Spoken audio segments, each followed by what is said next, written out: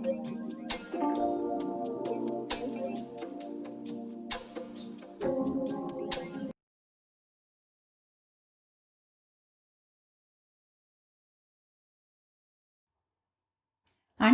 வணக்கம். இன்னைக்கு அயத்தி கிச்சன்ல நம்ம என்ன பார்க்க போறோம் அப்படின்னா சிலோன் பரோட்டா, அதாவது ஸ்ரீலங்கன் வீச் ரொட்டின்னு சொல்லுவாங்க. அது நம்ம ஊர்ல சிலோன் பரோட்டான்னு சொல்றோம். இது எப்படி செய்யறதுன்னு பார்க்கலாம் வாங்க. ஒரு முட்டை உடைக்கணும், அப்பதான் அது போட முடியும்.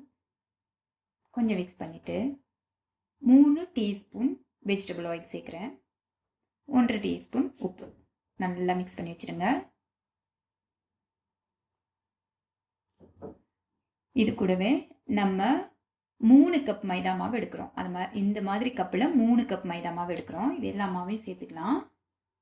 அதில் இப்போ மெதுவாக ஒரு குழியை தோண்டி அதில் நம்ம மிக்ஸ் பண்ணி வச்ச முட்டை, உப்பு, ஆயில் எல்லாத்தையும் சேர்க்குறோம். சில பேர் பால் சேர்த்துப்பாங்க, ஆனால் வேண்டாம். ஏன்னா 2 நாளைக்கு மாவு வச்சுக்கிட்டோன்னா கருப்பாயிரும்.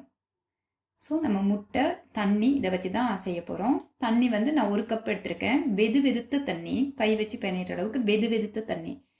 நீங்கள் மாவு எப்பவும் துணி துவைக்கிற மாதிரி அடித்து துவைக்கக்கூடாது. மெதுவாக பெசரி எடுக்கணும், பெசரணும். அப்போ தான் நல்லா சாஃப்டாக இருக்கும் உங்களுக்கு ரொட்டி.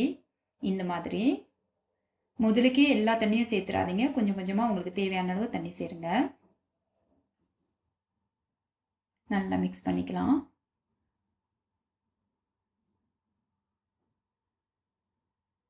இன்னும் கொஞ்சம் தண்ணி சேர்த்துக்கலாம். ஓகே, பார்த்தீங்களா? இப்போ ஒரு டீஸ்பூன் அளவு தான் நமக்கு தண்ணி மிச்சமாயிருக்கு. மாவு பிணையிறதுல தான் இந்த ரொட்டி எவ்வளோ சாஃப்டாக இருக்கும் அப்படின்றதே இருக்கு. நம்ம தண்ணி ஊற்றினதுமே போட்டு செம்ம குத்திட்டோம்னா முடிஞ்சு மாவு. பாருங்க, இந்த மாதிரி திரியா இருக்கணும் நீங்கள் மாவை பிரித்து பார்க்கும்போது. அப்போதான் பரோட்டா சூப்பராக வரும். பாருங்க, இந்த மாதிரி அடியில் கையை கொடுத்து தான் நீங்கள் அதை ஷேப் பண்ணி வைக்கணும். எவ்வளோ கண்டுபிடிச்சிருக்காங்கன்னு நம்ம பய உள்ளைங்க. உள்ளங்கையை வச்சு உருட்டுங்க, அப்போதான் உள்ளே இருக்கிற அந்த காற்றெல்லாம் வெளியில் போக மாவு நல்லா சாஃப்டாக இருக்கும். சிலோன் பரோட்டான்றாக, ஸ்ரீலங்கன் பரோட்டான்றாக, வீச்சு ரொட்டின்றாக, கொத்துன்றாக. இப்படி உருட்டுங்க. அவிக சொல்லி வச்சுட்டாக. கண்டிப்பாக செஞ்சு பாருங்கள் இந்த மாதிரி. இப்போ நமக்கு மாவு ரெடி ஆயிடுச்சு. இதை ஒரு 20 நிமிஷம் நான் ரெஸ்ட்டில் வைக்க போகிறேன். அதுக்கு மேலே கொஞ்சம் ஆயில் தடவிக்கலாம். எதுக்கு ஆயில் தடவுறோம்? மாவு மேலே எந்த மாவு பகுதி காயக்கூடாதுன்றதுக்காக தடவுறோம். நிறைய விஷயங்கள் தெரியாமலே செய்வோம்ல, அப்போ அது தெரிஞ்சுக்கிறது நல்லது. நான் இந்த மாதிரி ஒரு பாத்திரத்தில் சேர்த்துக்கிறேன்.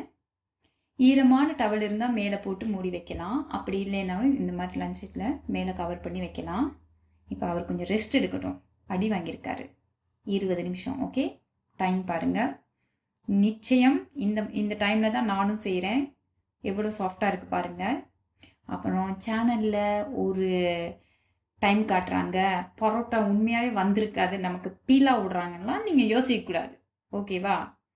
இப்போ இந்த மாதிரி ஒரு மசாஜ் கொடுத்துட்டு நல்லா பாருங்கள் எவ்வளோ சாஃப்டாக இருக்குது. இந்த மாதிரி உருண்டையாக செஞ்சு நம்ம வேறையாக எடுத்து வச்சுக்கலாம்.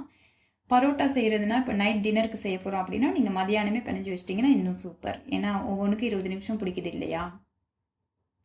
ஓகே, இவரும் ஒரு 10 நிமிஷம் 15 நிமிஷம் இருக்கட்டும். மேலே கொஞ்சம் எண்ணெய் தடவிட்டு அதே மாதிரி கவர் பண்ணி நம்ம வச்சுக்கலாம்.